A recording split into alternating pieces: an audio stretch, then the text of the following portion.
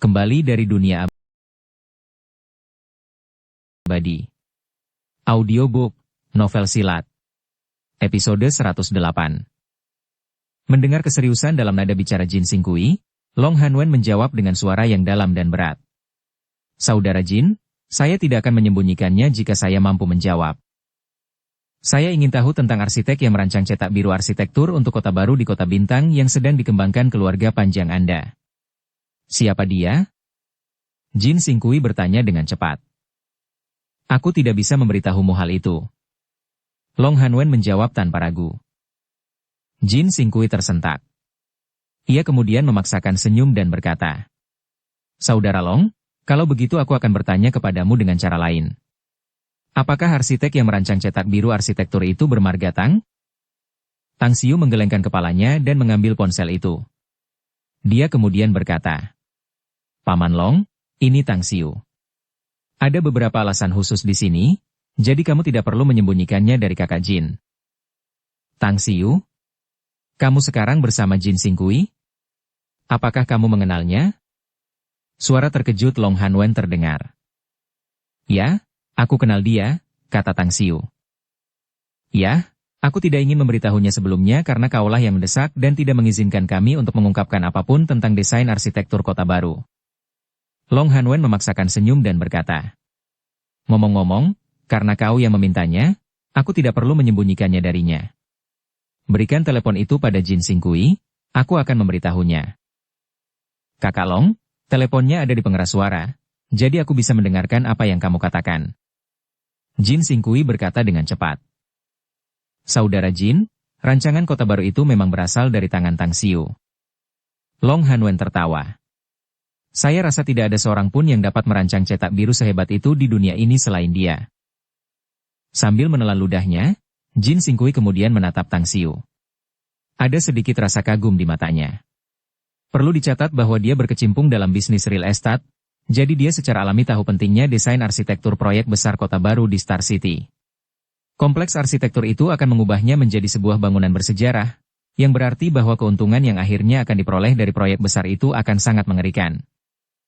Terima kasih banyak, Saudara Long. Aku akan mentraktirmu makan malam lain kali untuk mengungkapkan rasa terima kasihku. Lupakan saja. Aku akan puas jika kau bisa membawa Tang Xiu saat kau menemuiku.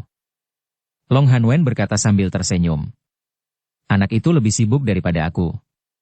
Aku sudah lama ingin bertemu dengannya, tetapi aku tidak dapat menemukan bayangannya sama sekali. Hehehe, Jin Xingqi tertawa malu. Baiklah, aku akan berlibur di bulan Oktober, Paman Long. Aku akan kembali ke Star City saat itu untuk minum denganmu. Tang Xiu terkekeh.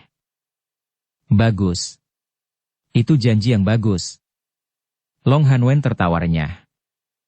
Setelah panggilan telepon berakhir, Tang Xiu kemudian menatap Jin Xingqi dan bertanya.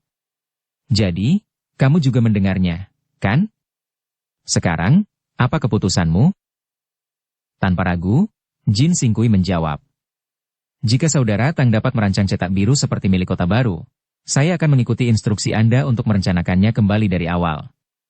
Tidak, bahkan jika itu lebih buruk daripada milik kota baru, saya tetap akan menerimanya. Cetak biru arsitektur yang akan aku rancang pasti tidak akan lebih buruk lagi, kata Tang Xiu sambil tersenyum. Dengan ekspresi gembira, Jin Xingqi mengangguk berulang kali dan berkata, Kalau begitu, saya akan memerintahkan perusahaan untuk menghentikan operasi terlebih dahulu. Saudara Tang, saya akan menunggu desain cetak biru Anda. Ah, benar. Berapa lama waktu yang dibutuhkan? Baiklah, aku perlu tahu luas tanahnya, transportasi di sekitarnya, lingkungannya, dan beberapa hal lainnya. Tang Xiu berkata. Selain itu, aku juga perlu memeriksa jadwalku. Jika tidak ada yang tidak terduga terjadi, aku seharusnya bisa menyerahkannya kepadamu sebelum tanggal 1 Oktober. Itu tidak akan jadi masalah, seru Jin Xingqi memuji. Anda yang tentukan waktunya dan saya akan menunggu panggilan Anda. Saya akan menunjukkan situsnya sendiri saat Anda senggang. Baiklah kalau begitu. Tang Xiu tertawa. Di sampingnya, setelah keduanya selesai berbicara, Gu Changmin langsung berkata, Saudara Tang, Saudara Jin, sayalah yang menyeret kalian ke dalam proyek IP dan App, Jadi kalian tidak bisa menyingkirkan saya dari proyek real estate kalian. Saya akan mencoba mengumpulkan dana, tetapi kalian harus melibatkan saya. Saudaraku, Andalah yang meminta saya untuk berinvestasi di sana, tetapi sekarang roda keberuntungan akhirnya berbalik. Bagaimana mungkin giliran Anda yang datang mencari saya? Jin Xingqi tertawa terbahak-bahak. Hahaha, tenang saja. Selama saudara tak memberikan persetujuannya, itu bukan masalah bagi saya. Seperti yang dikatakan saudara Tang sebelumnya, semua orang akan mendapat untung dan menjadi kaya bersama. Dengan ekspresi iri, Zhang Xinya berkata, saya sangat mengagumi kalian semua, bos besar. Proyek yang bagus, tetapi sayang sekali saya tidak bisa bergabung dengan kalian. 200 juta yang saya keluarkan untuk diinvestasikan dalam proyek IP dan aplikasi sudah menjadi batas saya. Kalau tidak, saya hanya bisa menjual villa terakhir saya di Hong Kong. Seseorang melakukan apa yang dia bisa. Lagi pula, kesempatanmu untuk mendapatkan uang belum berakhir. Tang Xiu terkekeh. Benar sekali. Zhang Xinya tertawa. Setelah itu, mereka tidak lagi membicarakan masalah bisnis, beralih ke topik yang lebih menarik. Sebagai seorang selebriti, Zhang Xinya berpengetahuan luas dan berpengalaman. Sementara kedua pria itu, Jin Xingqi dan Gu Changmin, adalah pemain berpengalaman dan pengusaha cerdik dengan pengalaman mendalam. Meskipun Tang Xiu tidak memiliki kecerdasan emosional yang tinggi, bagaimanapun juga, dia telah hidup selama ribuan tahun di dunia abadi. Dia juga telah melalui banyak hal setelah kembali ke bumi, yang telah meningkatkan mentalitasnya lebih banyak lagi. Oleh karena itu, keempat orang itu mengobrol dengan sangat bersemangat dan penuh minat, sehingga membuat mereka menjadi akrab satu sama lain. Jam 10 malam. Setelah semua orang makan dan minum sampai kenyang, mereka berpisah di luar paviliun Taman Aromatik Ungu. Tang Xiu kemudian mengambil kunci mobil yang ditinggalkan oleh Jin Xingqi dan melihat mobil lain membawanya dan Gu Changmin pergi. Kemudian, dia menoleh ke Zhang Xinya dan tersenyum, berkata, kamu tidak minum, jadi kamu yang akan menyetir. Zhang Xinya mengambil kunci mobil dan berkata sambil tersenyum. Tang Xiu, terima kasih untuk hari ini. Apa yang kau ucapkan terima kasih padaku? Tanya Tang Xiu dengan bingung. Karenamu aku mendapat kesempatan investasi yang bagus, kata Zhang Xinya sambil tersenyum. Setelah kamu dan para bos besar berdiskusi tentang bertahan hidup dan hidup, aku yakin aku akan bertemu musim semi sepanjang tahun setelahnya. Mulut seorang selebriti super benar-benar mengagumkan. Ya.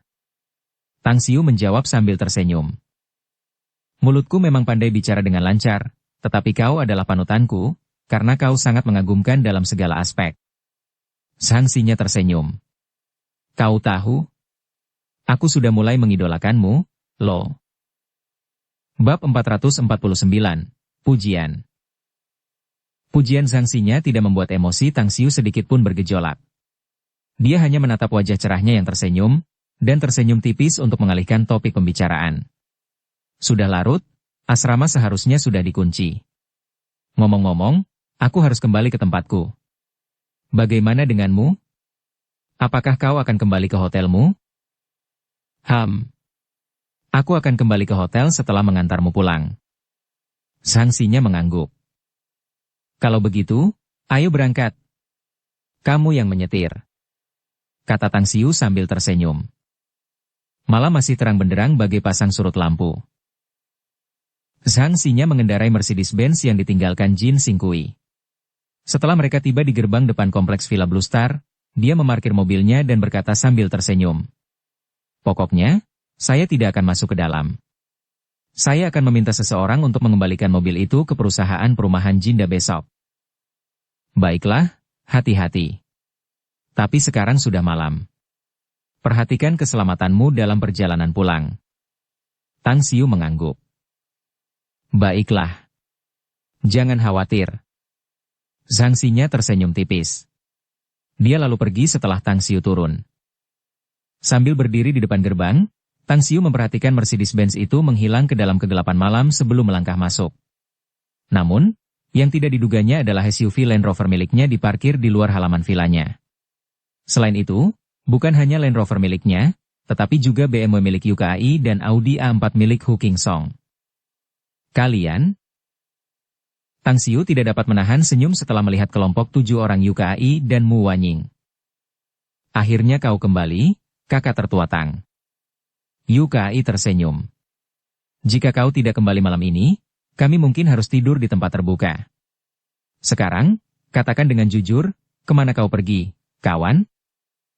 Aku punya janji dengan seorang teman, jadi kami pergi makan malam. Tang Xiu tersenyum. Seorang teman? Hu Qingsong datang dan menyeringai. Kakak Tang, kamu begadang dan makan malam di tengah malam. Jangan bilang kalau, teman, ini adalah seorang wanita cantik yang hatinya tergerak oleh penampilanmu? Tang Xiu tidak dapat menahan tawa. Setelah membuka gerbang halaman, dia masuk ke dalam dan berkata, "Kalian benar-benar pintar." "Ya, kalian benar. Seorang wanita cantik memang mengundangku untuk makan malam-malam ini. Selain itu, tempat yang kita kunjungi juga cukup mewah." Ada apa? Apakah kalian menyalahkanku karena tidak mengajak kalian bersamaku? Hentikan itu. Yu Kai, Hu Qingsong, dan bahkan Su Chao mengangkat jari tengah mereka ke arah Tang Xiu, ekspresi jijik di wajah mereka. Sebaliknya, Mu Wanyinglah yang tersenyum saat bertanya. "Tang Xiu, bisakah kamu memberitahu kami siapa wanita cantik yang mengundangmu makan malam?" "Sanksinya." Tang Xiu tersenyum tipis dan menjawab. "Puah." Batuk, batuk. Mereka mengeluarkan suara-suara aneh, ekspresi meremehkan di wajah mereka semakin jelas. Bahkan Li Xinjie dan Jiang Feiyan tidak dapat menahan tawa. Namun, senyum Mu Wanying sedikit memudar. Dia tampak sedikit linglung, dan ada ekspresi termenung di wajahnya. Setelah itu, beberapa dari mereka masuk dan memarkir mobil di halaman sebelum memasuki villa. Setelah pesta penyambutan mahasiswa baru malam ini berakhir, kelompok mereka mencari Tang Xiu, karena ponselnya dimatikan. Oleh karena itu, mereka berlari dan menunggu dengan sia-sia, akibatnya mereka menjadi agak lapar. Yu Kai sepenuhnya memerankan Lei Feng, berusaha untuk tidak mementingkan diri sendiri dan berbakti seperti memesan makanan. Tetapi ternyata dia tidak sehebat Lei Feng, karena dia memberitahu semua orang bahwa dia telah melakukan perbuatan baik. Di lantai 2. Tang Xiu kembali ke kamarnya dan bersiap untuk berganti pakaian. Tepat saat dia melepaskan jaketnya, seseorang mengetuk pintunya. "Apakah ada yang kau butuhkan, Wanying?" Dengan dada telanjang, Tang Xiu membuka pintu. Mu Wanying berada di luar, tersenyum tipis sambil bertanya dengan ekspresi penasaran di wajahnya. Tatapan lembut Mu Wanying menyapu tubuh berotot Tang Xiu. Ia lalu berkata, "Aku tidak menyangka tubuhmu yang kurus seperti ini, ternyata memiliki otot yang ramping dan menarik. Ngomong-ngomong, aku memang punya beberapa hal untuk dibicarakan denganmu. Masuklah kalau begitu." Setelah menjawab sambil tersenyum, Tang Xiu berjalan ke ruang ganti untuk mengambil beberapa pakaian bersih. Kemudian, dia pergi ke kamar mandi dan kembali ke kamar, berkata, "Ada apa? Katakan padaku. Apakah kamu sudah lama mengenal sanksinya?" Mu Wanying tersenyum dan bertanya. "Tidak lama lagi." Tang Xiu tampak kosong sebelum menggelengkan kepalanya dan menjawab. "Pertama kali aku bertemu dengannya beberapa hari yang lalu. Aku hanya tidak menyangka akan bertemu dengannya lagi di Universitas Shanghai malam ini." Mu Wanying tercengang dan terkejut, lalu berkata, "Kamu baru mengenalnya dalam waktu yang singkat, tapi sepertinya hubungan kalian berdua sangat baik?" "Biasa saja. Seorang temanku adalah saudara perempuan Zhangxinya yang baik." Tang Xiu tersenyum dan menjawab. "Kemudian, aku juga bertemu dengannya di Hong Kong, dan mengalami beberapa hal bersama. Singkatnya, dia orang yang baik." Dengan hati yang terguncang, namun tetap tenang, Mu Wanying bertanya, "Bagaimana? Seorang pria tergoda oleh seorang selebriti super?" "Ya, kurasa wanita yang bisa menggodaku belum lahir." Tang Xiu terkekeh. "Pokoknya, jangan bahas dia lagi. Kurasa kau tidak datang mencariku hanya untuk menanyakan ini, kan?" "Tidak."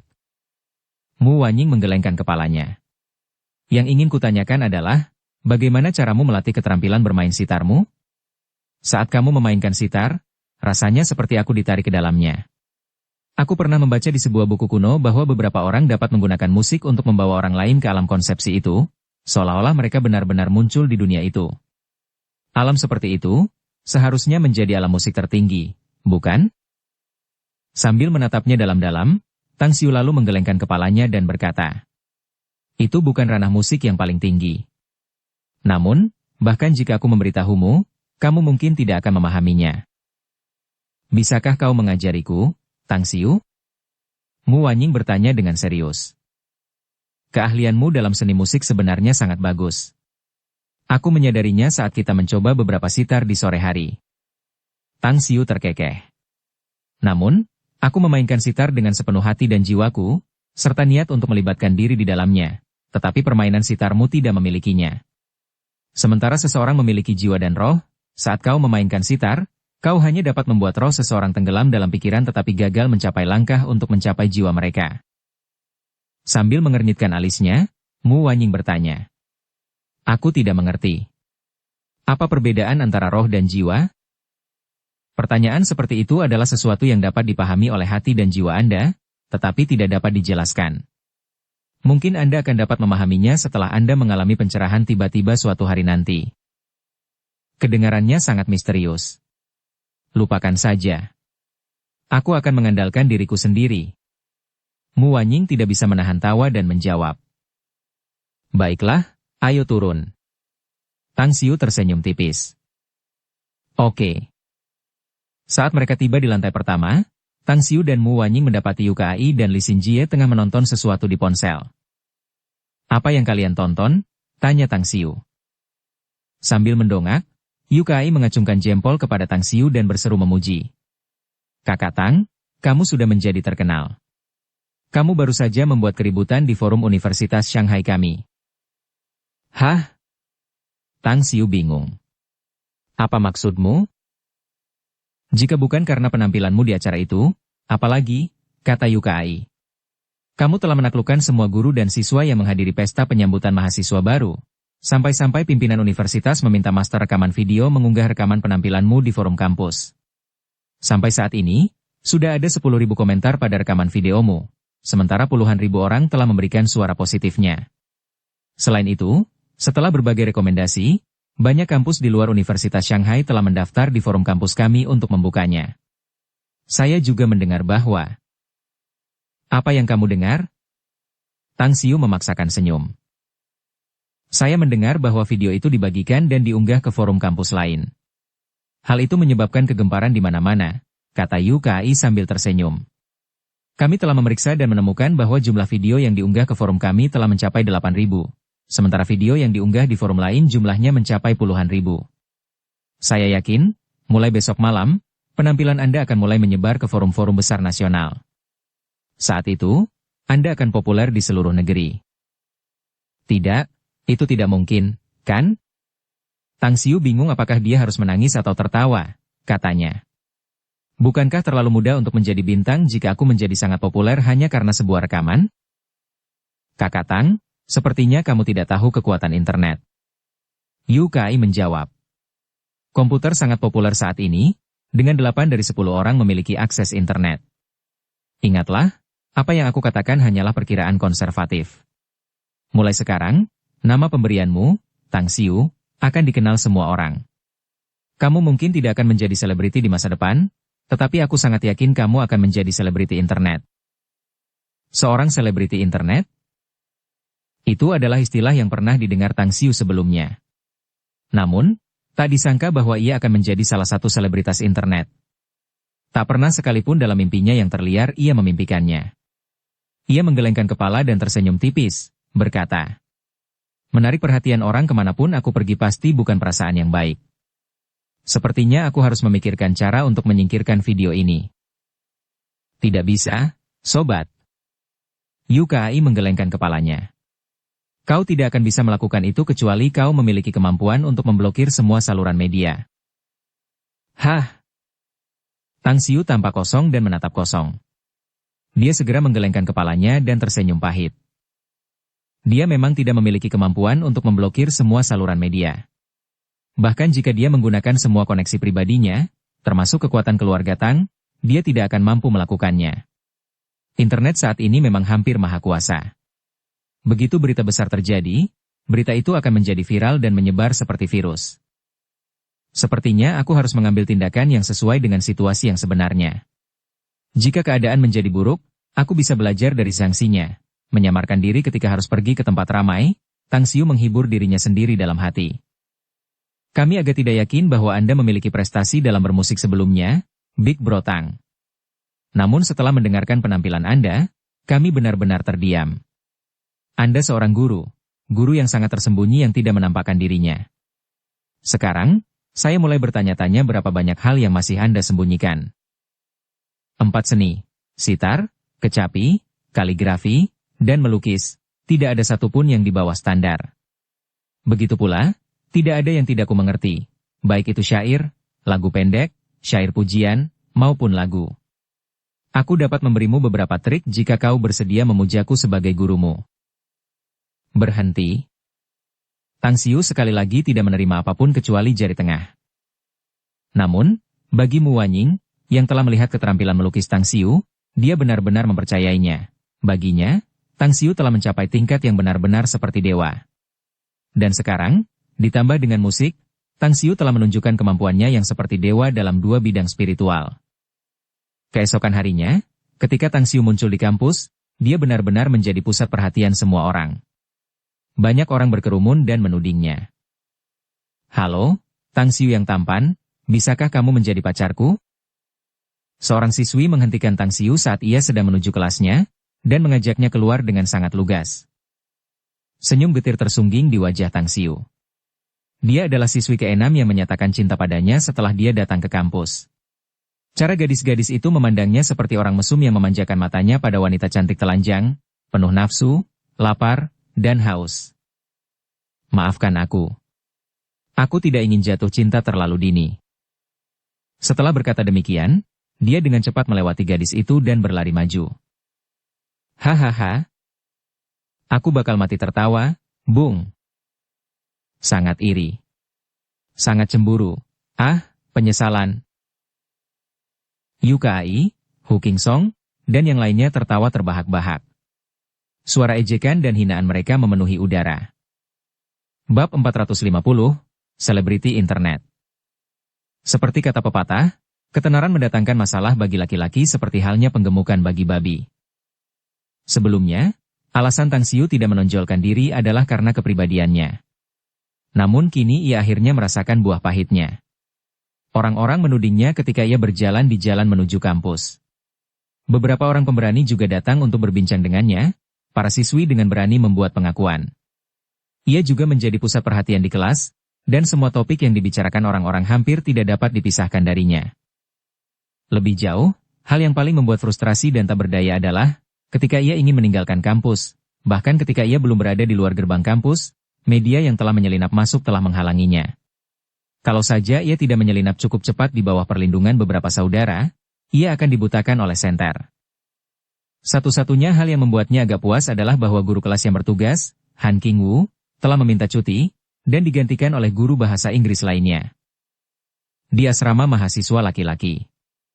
Sambil tersenyum lelah, Tang Xiu mematikan telepon genggamnya. Sakit kepala yang luar biasa menyerangnya hanya dengan menjawab panggilan telepon. Sambil memperhatikan orang-orang yang bersorak-sorai di sekitarnya, dia duduk di kursi dan berkata, "Teman-teman, adakah di antara kalian yang mau membantuku membeli makan malam? Aku benar-benar tidak bisa keluar." Su Chao yang tulus dan jujur segera menjawab setelah mendengar permohonan Tang Xiu. "Aku akan pergi. Kamu mau makan apa?" "Apapun boleh, asalkan aku bisa mengisi perutku." Tang Xiu melambaikan tangannya dan tidak repot-repot menjelaskan lebih lanjut. "Juga, asrama akan segera dikunci, jadi aku akan keluar diam-diam. Aku sudah bicara dengan guru, katanya aku akan belajar di rumah sendiri selama beberapa hari ke depan." Ketiganya menatap Tang Xiu dengan ekspresi simpatik. Yu Kai melemparkan kunci Land Rover kepada Tang Xiu dan berkata sambil tersenyum, "Baiklah, karena kamu ingin keluar, lebih baik kamu yang bawa mobil. Kudengar selebriti internet sebenarnya tidak berbeda dengan bintang besar. Awalnya aku ragu, tetapi sekarang, akhirnya aku menyadari bahwa selebriti internet juga memiliki daya tarik yang tidak lebih buruk dari bintang besar. Dengan kata lain, selebriti internet adalah alternatif lain dari bintang besar. Aku sama sekali tidak tertarik menjadi selebritas internet atau bintang besar." Tang Xiu memaksakan senyum. "Jika aku bisa, Aku akan memberimu kesempatan untuk menjadi seorang bintang. Kau mendapatkan apa yang pantas kau dapatkan. Yu Kai tertawa. Siapa yang menyuruhmu pamer di pesta penyambutan mahasiswa baru? Bahkan Zhang Xinya pun telah mencuri perhatianmu. Jika kau tidak menjadi populer, siapa yang akan melakukannya? Tang Xiu menggelengkan kepalanya tanpa daya. Star City, di kompleks villa kelas atas tertentu. Setelah seharian beraktivitas, Kang Xia menyeret tubuhnya yang lelah kembali ke tempatnya. Ia mandi lalu mengenakan piyama yang bersih dan nyaman. Karena kebiasaan, ia menuang segelas anggur merah dan menikmatinya sambil duduk di sofa, memegang laptop, dan menjelajahi internet. Hei, kepala. Buka pintunya. Buka pintunya. Teriakan Andi terdengar di luar villa. Kang Xia terkejut. Meskipun villa tempat tinggalnya dan villa Andi hanya berjarak puluhan meter, Andi jarang mengunjunginya.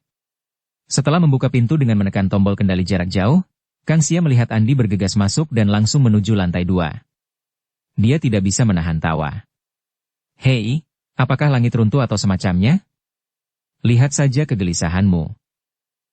Mengangkat tangannya untuk menyela Kang Xia, Andi kemudian menunjuk laptop di sebelahnya dan berkata, Ketua, buka peramban Anda. Anda tidak perlu mencari apapun. Lihat saja berita utamanya. Judul berita? Bingung dan bingung, Kang Xia membuka browser sesuai instruksi Andi. Dia kemudian langsung melihat konten berita utama. Seorang santo musik penentang surga tiba-tiba muncul menyanyi dan memainkan sitar di pesta penyambutan mahasiswa baru Universitas Shanghai. Setelah Kang Xia masuk, sebuah gambaran jelas langsung muncul di depannya. Gambaran itu adalah seorang pemuda tampan yang sedang memainkan sitar. Ini, bukankah ini bos?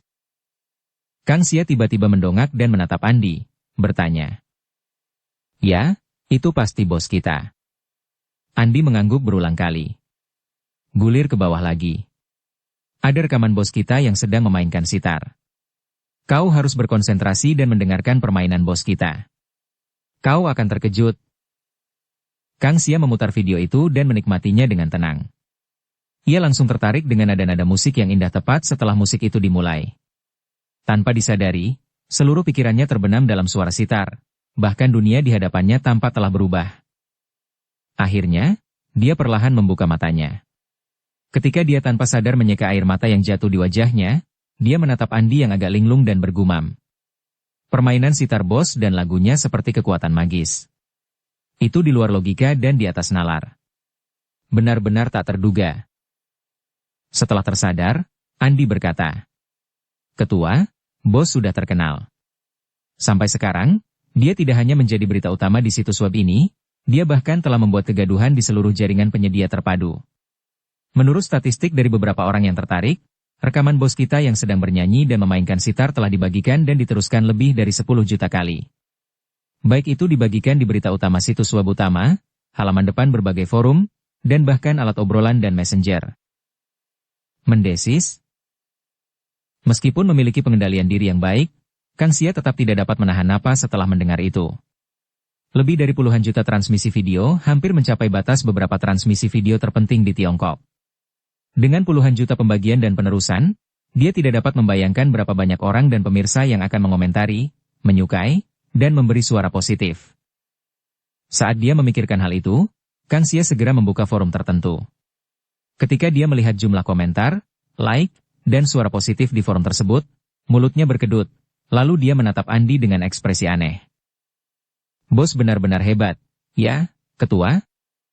Andi tertawa. Dia hebat. Benar-benar menakjubkan. Kang Xia memaksakan senyum. Tapi aku tahu bos kita pasti sedang sakit kepala hebat sekarang. Ya, mengingat kepribadiannya yang rendah hati, sekarang setelah dia menjadi selebriti internet, aku yakin dia sedang sangat tertekan sekarang. Andi terkekeh. Dia seharusnya bersembunyi di suatu tempat. Kang Xia mengeluarkan ponselnya dan menghubungi nomor ponsel Tang Xiu. Tak lama kemudian, dia meletakkan ponselnya di samping. Dengan ekspresi bingung antara menangis atau tertawa, dia berkata, Baiklah, bos mematikan ponselnya. Saya yakin nomor ponsel bos rusak karena banyak orang meneleponnya. Dia jadi sangat kesal dan marah sampai-sampai dia mematikan teleponnya. Andi tertawa. Ngomong-ngomong, saya baru saja menjelajahi forum musik dan menemukan puluhan musisi top dalam negeri yang secara terbuka mengunggah pujian mereka di sana. Banyak orang bahkan mengunggah pujian mereka di mikroblog mereka sendiri untuk menunjukkan pikiran dan perasaan mereka dengan lantang. Ngomong-ngomong, kami pernah bertemu dengan maestro musik, Duan, di Beijing. Tahukah Anda apa yang dia katakan? Apa yang dia katakan? Kang Xia bertanya dengan rasa ingin tahu. Dia berkata bahwa dia pernah berpikir bahwa dia sudah berada di ranah musik tertinggi. Sampai-sampai dia berkata bahwa dia tidak dapat menemukan cara untuk membuat terobosan lain dalam seluruh hidupnya. Namun setelah dia menonton video dan mendengarkan lagu dan permainan sitar bos kita, dia kemudian menyadari bahwa dia seperti katak dalam sumur. Dia menyadari bahwa dia masih berada di level yang rendah. Dan bahkan secara terbuka menyatakan bahwa jika bos kita bersedia menerimanya sebagai muridnya, dia bersedia mengakui bos kita sebagai gurunya. Titi ini merasa gentar dan khawatir, Kang Xia tercengang. Perlu dicatat bahwa nama Duan di industri musik bagaikan guntur yang menusuk telinga, bahkan bagi orang-orang di luar industri musik. Sosok yang begitu menonjol, seorang profesor hebat yang telah berkecimpung di dunia musik selama puluhan tahun, secara terbuka menyatakan keinginannya untuk mengakui bos mereka sebagai gurunya?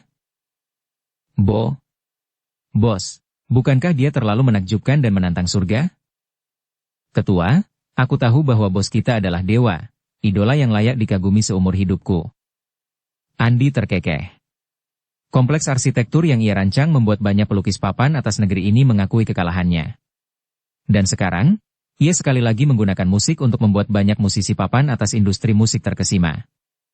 Aku baru menyadari bahwa aku semakin mencintai bos. Sambil menggelengkan kepalanya sambil tersenyum, Kang Xia merasa senang di dalam hatinya. Semakin menakjubkan penampilan Tang Xiu, semakin dia merasa bahwa pandangannya ke depan benar. Di Pulau Jingmen, di aula pesta abadi. Ouyang Lulu mengendarai mobil Land Rover, Range Rover miliknya untuk segera memasuki tempat parkir. Sekarang, satu-satunya orang yang berani masuk dan parkir di sana di seluruh aula pesta abadi tidak lain adalah dia. Itu karena dia adalah teman bos dan Gu Xiaosui, jadi anggota patroli menutup mata terhadap perilakunya.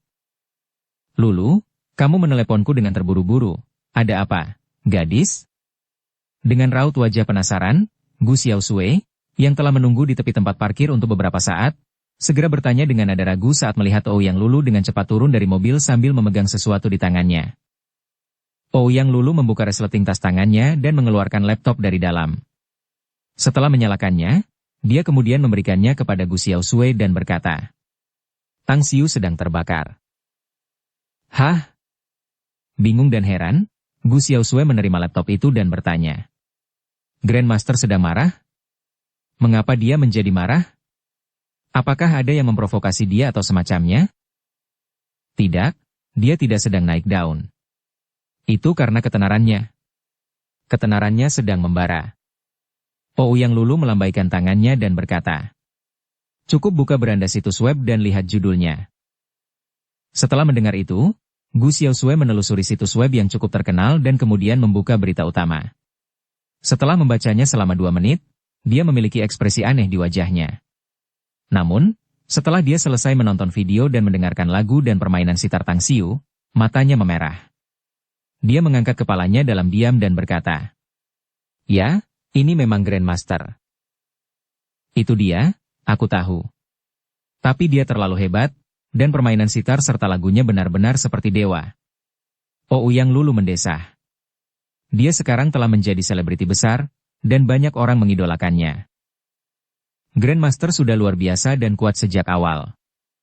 Senyum tipis muncul di wajah Gu Xiaosui saat dia berkata, menurutku wajar saja, tidak peduli sensasi macam apa yang ditimbulkannya. Selain itu, aku tiba-tiba menyadari bahwa Grandmaster sangat tampan. Ouyang Lulu tertawa terbahak-bahak lalu berkata, dia memang sangat tampan. Ngomong-ngomong, aku sudah memutuskan untuk pergi ke Shanghai untuk mencarinya. Kau ingin ke sana? Gu Xiaosui bertanya dengan rasa ingin tahu. Untuk apa kau mencari Grandmaster? Apalagi kalau bukan mengejar bintang, kata Ouyang Lulu. Lagi pula, akhir-akhir ini aku sedang mengerjakan sesuatu, dan persiapannya hampir selesai. Singkatnya, semuanya akan siap dalam beberapa hari ke depan. Setelah itu, aku akan pergi ke Shanghai. Apa sebenarnya yang sedang kamu persiapkan? Tanya Gu Xiaosui. Dukung channel Novel Silat dengan subscribe, follow, like, komen dan share. Bab 451, tidak ada cerita tanpa kebetulan. Membingungkan pikirannya dan merahasiakannya, Ouyang Lulu tidak menjawab. Mengetahui wataknya, Gu Xiaosui hanya bisa menundukkan rasa bingungnya. Karena bahkan jika dia bertanya lagi, Ouyang Lulu tidak akan mengalah jika dia tidak mau menjawab. Sudah makan malam? Tanya Gu Xiaosui dengan suasana hati yang baik. Tidak, aku belum pernah. Ouyang Lulu tertawa. Aku asyik dengan berita itu. Mungkinkah bos Gu ingin mentraktirku makan malam? Ikut saja denganku.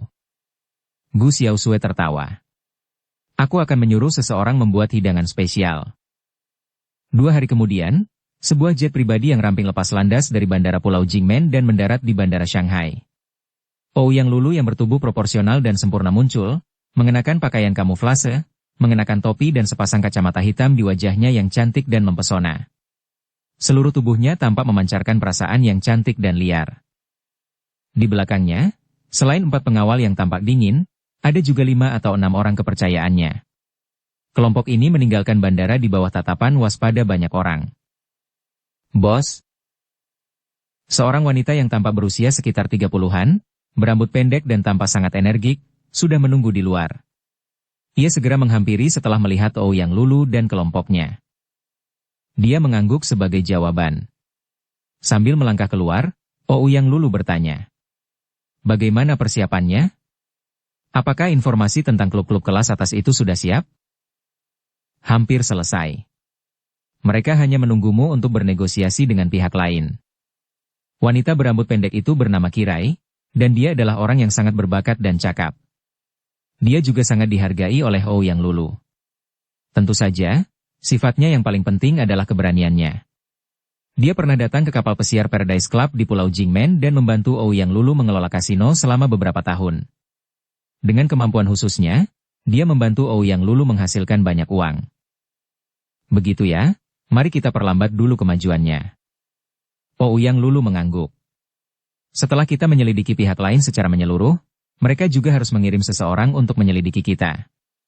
Biarkan mereka yang melakukannya. Namun, saya harap mereka dapat menyelidiki saya secara menyeluruh, atau pembicaraan bisnis tidak akan berjalan lancar nanti. Baiklah. Kirai mengangguk. 6 mobil Audi telah berjejer di tempat parkir. Bersamaan dengan kedatangan rombongan, para pengemudi membuka pintu mobil, menatap Ouyang Lulu dengan kagum. Berikan aku kuncinya. Ouyang Lulu menghampiri salah satu pengemudi dan mengulurkan tangannya. Pengemudi itu tercengang. Meskipun tampak bingung, ia menunjuk ke panel kontrol di dashboard mobil dan berkata, "Ada di dalam mobil, bos." Mengangguk padanya sebagai jawaban, Ouyang Lulu kemudian duduk di kursi pengemudi dan menutup pintu. Di bawah tatapan semua orang, dia perlahan menurunkan jendela dan berkata, "Selesaikan akomodasi dan penginapanmu terlebih dahulu, aku tidak akan kembali hari ini. Jika ada hal lain yang perlu ditangani, kita akan bertemu besok sore." Setuju? Semua orang mengangguk. Kompleks Villa Blue Star. Di sudut dinding sisi barat laut, yang terletak di titik buta, Duan Ning dengan gesit memanjat dinding. Ada kamera kecil yang tergantung padanya. Setelah mengamati sekelilingnya, ia segera membuka peta dan melihatnya dalam diam. Ia adalah seorang reporter ulung. Seorang reporter ternama yang dikontrak oleh sebuah studio besar dalam negeri dan juga merupakan sosok yang kerap mengungkap berbagai berita utama di dunia hiburan dalam beberapa tahun terakhir. Sebagai seorang profesional yang berdedikasi pada pekerjaannya, ia terutama mampu menghasilkan banyak uang darinya. Berkat kinerjanya yang luar biasa, bonus tahunannya tidak kurang dari 1 juta yuan. Ditambah dengan gaji tahunannya yang mencapai beberapa juta yuan, itu jelas merupakan kesepakatan yang menguntungkan baginya. Inilah yang membuatnya sangat bersemangat dan termotivasi. Dia bahkan mendaftar untuk kelas pelatihan dengan biaya sendiri dalam beberapa bulan terakhir, di mana dia melatih fisiknya, belajar cara melacak, dan mempelajari pengetahuan umum dalam aspek pengamatan. Pendek kata, dirinya yang sekarang sangat percaya diri dengan kemampuannya. Menurut informasi, Tang Xiu tinggal di villa nomor 9. Namun, tidak akan mudah bagiku untuk diam-diam menyelinap di dekat villa itu. Meskipun demikian, aku dapat memilih villa lain dan mencari satu tanpa ada orang di dalamnya. Aku dapat naik ke atas dan memilih tempat yang strategis, yang memungkinkanku untuk memotret villa nomor 9 dari jauh. Duaning tersenyum percaya diri, saat ia segera berjongkok dan merangkak cepat ke samping. Sebenarnya, sistem keamanan Blue Star Villa Kompleks bisa dibilang luar biasa. Sayangnya, harimau pun harus tidur di siang bolong setelah menggigit di siang hari. Oleh karena itu, Duaning berhasil menyelinap di sekitar Villa 9 dan tak disangka-sangka tidak diketahui oleh para penjaga keamanan di sana. Ia kemudian bersembunyi di bawah rindangnya pepohonan. Setelah mengamati sejenak, ia menemukan bahwa tidak ada seorang pun di dalam Villa 11. Oleh karena itu, ia dengan cekatan memanjat tembok di sudut villa dan kemudian naik ke atap. Kemudian, ia mengeluarkan kameranya, mengatur lensa dan fokus, dan mulai membidik ke arah Villa 9 yang berjarak belasan meter. Seperti kata pepatah, tidak ada cerita tanpa kebetulan. Namun, Duaning tidak menyadari bahwa ketika ia baru saja naik ke atap villa nomor 11, sebuah mobil Audi hitam melaju pelan ke arah villa nomor 9. Namun, Ouyang Lulu yang mengemudikan mobil itu tidak sengaja melihat separuh tubuh Duaning, dan juga kamera di tangannya. Apa yang terjadi di sini? Ouyang Lulu mengernyitkan alisnya. Awalnya dia mengira bahwa pria di atap itu adalah pemilik villa 11. Namun setelah berpikir lebih jauh, dia menyadari bahwa ada yang tidak beres. Tang Xiu baru saja menjadi bintang populer. Jangan bilang dia sudah dibuntuti paparazi.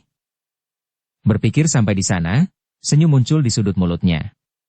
Dia kemudian mengubah arah dan memarkir mobilnya di belakang Villa 11.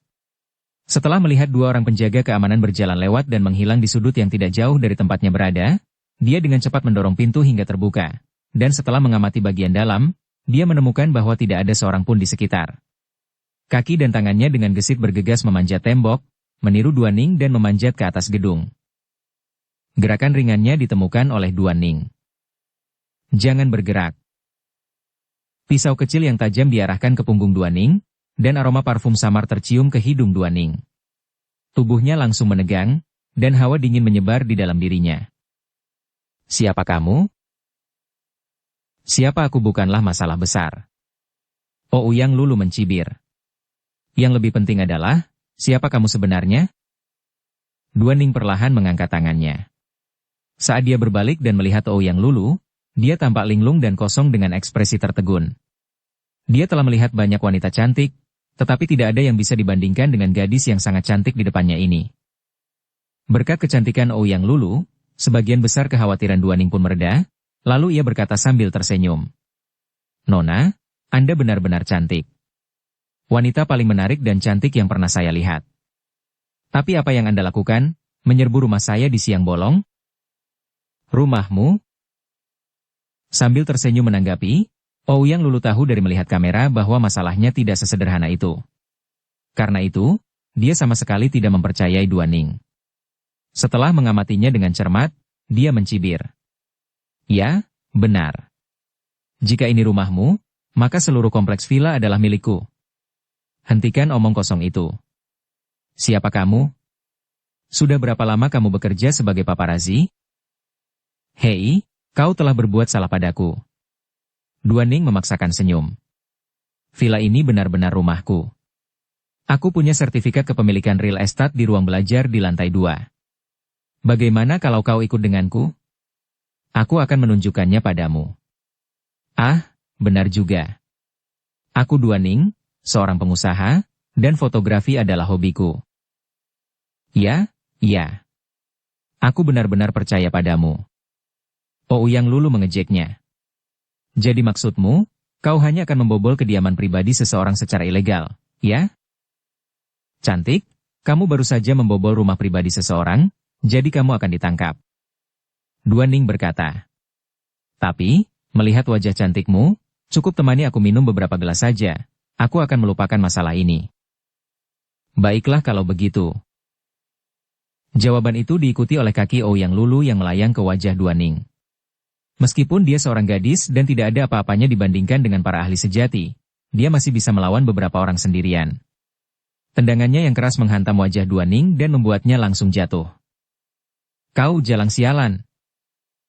Duaning mengumpat dalam hati. Ia merasa bingung dan berdiri dengan pusing. Rasa kagum dan penghargaan yang muncul di matanya saat pertama kali melihat Ouyang Lulu sudah tidak ada lagi, hanya amarah dan kemarahan. Ia tidak pernah menyangka bahwa bunga senda itu akan tiba-tiba menimpanya, bahkan sampai melakukannya dengan sangat kejam. Sambil meretakkan jarinya, Ouyang Lulu berkata dengan nada mencemooh. Jangan mengada-ada padaku. Keluarkan kartu persmu. Kalau tidak, aku tidak keberatan menelepon tim keamanan kompleks villa. Aku yakin kau harus tahu konsekuensinya jika ada paparazzi yang menyelinap ke villa dan mengambil gambar privasi penghuni tanpa izin mereka, bukan? Para petugas keamanan mungkin akan memukulmu sampai mati atau melumpuhkanmu karena marah dan malu karena kau jelas-jelas telah memperlakukan pekerjaan mereka dengan hina, menyebabkan mereka gagal dalam pekerjaan mereka. Duaning merasakan hawa dingin sampai ke tulang punggungnya. Dia sangat menyadari bahwa profesinya penuh dengan risiko dan bahaya. Dia pernah memiliki seorang kolega yang telah bersamanya selama hampir 2 tahun. Tepatnya karena dia membobol rumah seorang target berita, dia kemudian tertangkap, dipukuli, dan dihajar dengan brutal. Karena pengawal pihak lain yang terus-menerus menganiayanya, dia menjadi vegetatif. Kebencian langsung tumbuh di dalam hatinya saat dia menatap tajam ke arah Ouyang Lulu. Kakinya menginjak lantai dengan keras saat dia melemparkan dirinya ke arah Ouyang Lulu. Dia harus mengendalikannya. Dengan melakukan itu, bukan hanya krisis yang akan segera terjadi dapat dihindari, dia juga dapat merasakan keindahan yang datang mengunjungi pintunya. Dia mengakui bahwa di antara sekian banyak wanita cantik yang pernah diajaknya berhubungan seks, tidak ada seorang pun yang mendekati wanita di hadapannya. Dia berpikir bahwa bahkan jika dia berhubungan seks dengan Ouyang Lulu, dia akan baik-baik saja dan dapat bersembunyi untuk sementara waktu setelah sedikit mengancamnya. Peng, peng. Ouyang Lulu melangkah mundur dengan ekspresi dingin. Ia menghindar dan menghindari serangan Duaning. Sesaat kemudian, ia dengan cepat berbalik dan mencambuk punggungnya dengan kakinya. Setelah Duaning mulai goyah, ia meraih bahunya dan menghantamkan tinjunya yang merah muda ke wajah Duaning. Itu adalah perkelahian antara pria dan wanita, namun level mereka benar-benar berbeda. Ini bukan perbedaan antara pria yang lebih kuat dan wanita yang lebih lemah. Sebaliknya, justru sebaliknya. Meskipun Duaning telah menjalani pelatihan selama beberapa bulan, ia masih jauh dari kata setara dengan Ouyang Lulu. Ia dipukuli dengan kejam dan dilukai dengan menyedihkan, dan hanya bisa meringkuk seperti udang kering di lantai dengan tangan yang kejang-kejang dan berkedut. Namun, ia tidak berani berteriak karena takut menarik perhatian para penjaga keamanan. Bab 452, Si Cantik Liar. Beberapa menit kemudian, Ouyang Lulu menatap korbannya, Duaning yang wajahnya sudah babak belur dan lebam-lebam, dan tergeletak tak bergerak di lantai seperti anjing mati. Senyum tipis muncul di wajahnya. Pukulan terakhir yang dia berikan membuat Duaning pingsan. Tiba-tiba, kilatan licik melintas di matanya. Dia melihat sekeliling dan menemukan sebuah batu bata di sudut. Setelah memecahkannya, dia mengambil sepotong kecil, mengarahkannya ke jendela villa 9 yang berjarak belasan meter dan melemparkannya dengan sekuat tenaga. Di dalam ruang belajar villa 9. Tang Xiu diam-diam memegang buku pelajaran dan mempelajarinya dengan tenang. Akhir-akhir ini, dia hanya bisa bersembunyi di sini setiap hari karena video penampilannya tersebar. Oleh karena itu, dia memutuskan untuk memanfaatkan waktu dan belajar dengan baik, berusaha menguasai buku pelajaran utama sepenuhnya sedini mungkin. Kaca. Suara pecahan kaca membuatnya linglung. Setelah meletakkan buku dan pergi ke jendela balkon lantai 2, dia melihat keluar jendela. Seketika, ekspresi aneh tergambar di wajahnya. Dia melihat Ouyang Lulu, mengenakan pakaian kamuflase, berdiri dengan gagah berani dan anggun di tepi atap villa 11. Di sana, dia tersenyum menatapnya sambil melambaikan tangannya. Hei, apa yang kau lakukan di sana? Dengan ekspresi bingung antara menangis atau tertawa, Tang Xiu memanggilnya dengan keras. Ouyang Lulu tidak menjawab. Dia hanya melambaikan tangannya ke arah Tang Xiu. Setelah berpikir sejenak, Tang Xiu segera meninggalkan rumahnya. Setelah sampai di villa nomor 11, dia mendapati bahwa gerbang depannya terkunci. Oleh karena itu, dia mengerutkan kening dan kemudian memanjat tembok ke belakang. Wujudnya seperti kera roh yang kokoh, saat dia dengan cepat memanjat ke atas gedung. Dia bingung ketika melihat pemandangan di atap. Apa yang terjadi? Ouyang Lulu tersenyum. Ia mengangkat tangannya dengan barang-barang yang telah diambilnya dan berkata sambil tersenyum. Baiklah, bagaimana caramu berterima kasih padaku? Aku menemukan benda ini padanya setelah aku membuatnya pingsan. Apakah ini kartu pers jurnalis? Tang Xiu mengerutkan kening dan menatap Duan Ning yang pingsan. Kemudian, dia mengalihkan pandangannya ke Ouyang Lulu, yang tampak bangga dan puas. Setelah itu, dia mengangkat alisnya dan bertanya. Bagaimana kamu bisa datang ke sini? Dan bagaimana kamu menemukan reporter ini? Bibi buyut leluhur ini. Ah, itu tidak benar.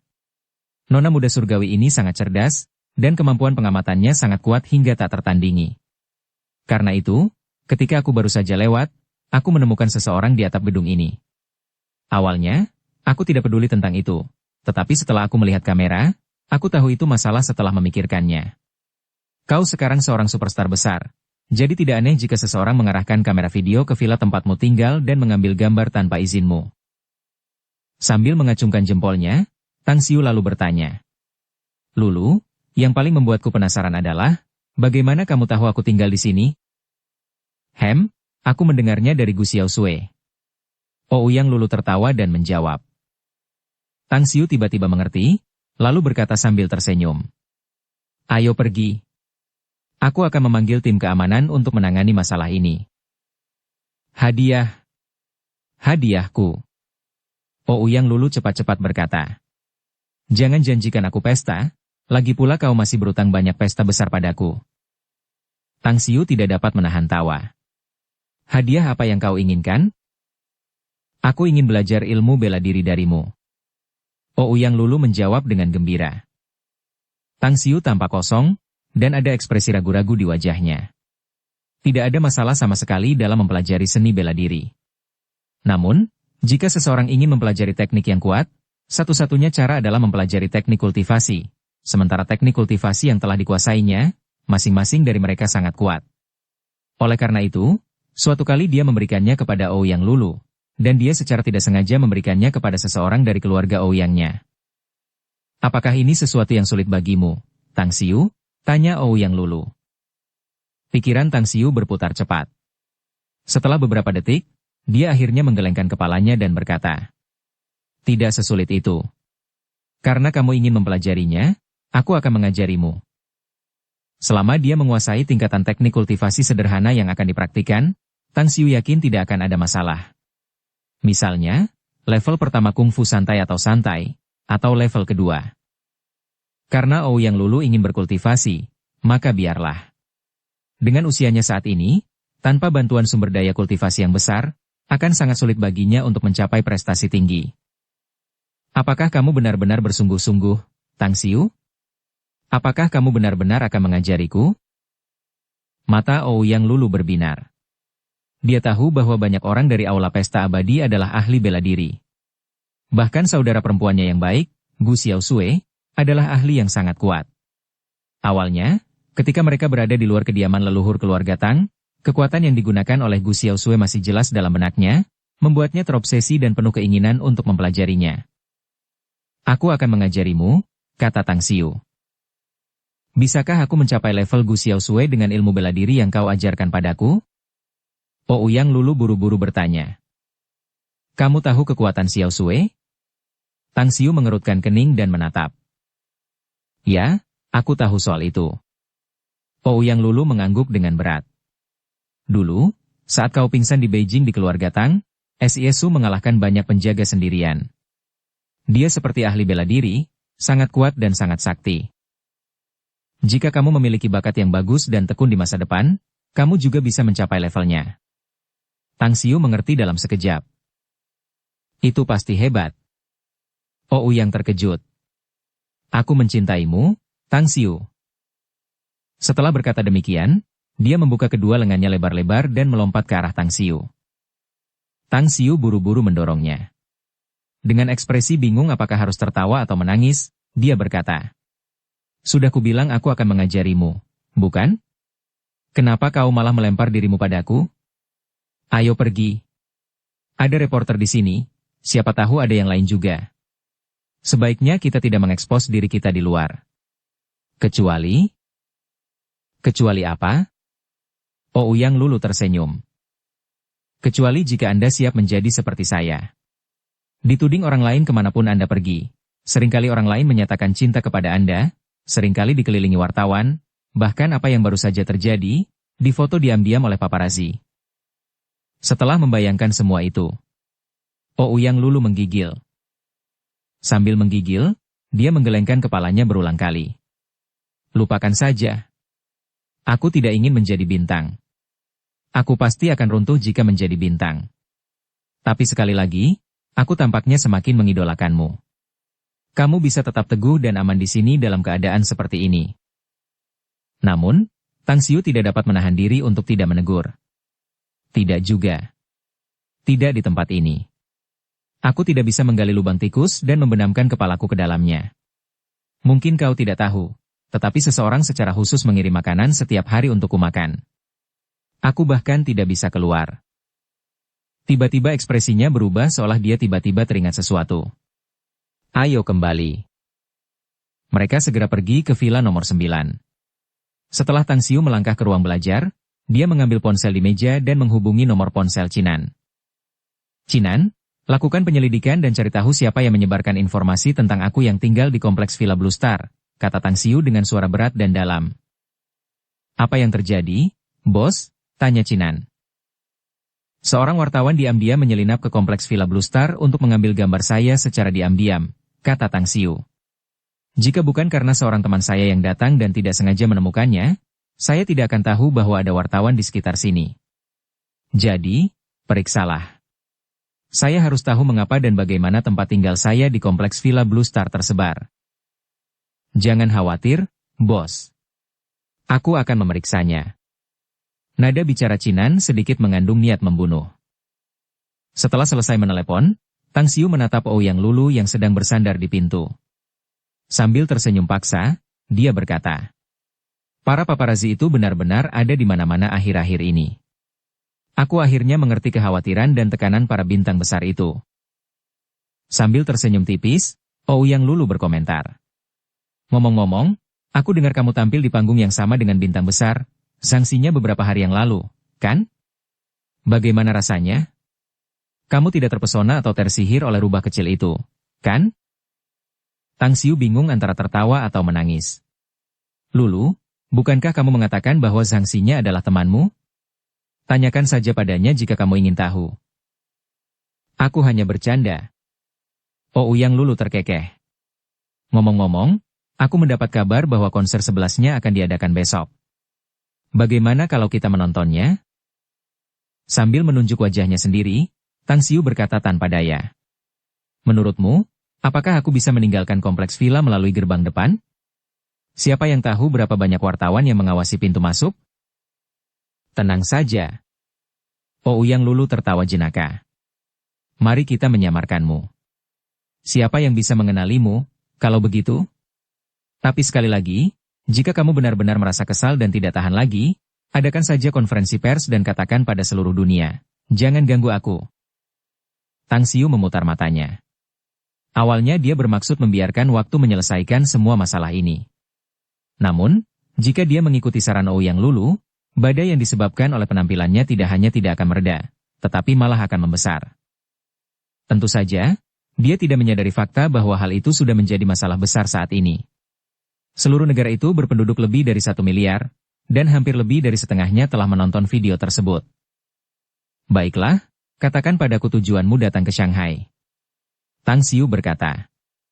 Aku tidak percaya kau datang hanya untuk melihatku dalam keadaan jengkel seperti ini. Ouyang Lulu terkekeh. Keluarlah bersamaku untuk berkencan lusa, oke? Aku akan memberimu kejutan yang menyenangkan dan tak terduga. Kejutan apa? Tanya Tang Xiu bingung. Jangan tanya. Ouyang Lulu tertawa. Singkatnya, aku janji ini akan memberimu kejutan yang menyenangkan. Begitu menyenangkan sampai-sampai kau tidak akan bisa tidur selama 3 hari 3 malam. Aku akan sangat lelah jika tidak bisa tidur selama 3 hari 3 malam. Tang Xiu memaksakan senyum dan berkata. Lupakan saja. Kau tetap tidak akan memberitahuku dalam hal apapun. Ouyang Lulu tertawa keras. Bersambung ke episode 109. Dukung kami dengan subscribe, follow, like, komen dan share. Terima kasih.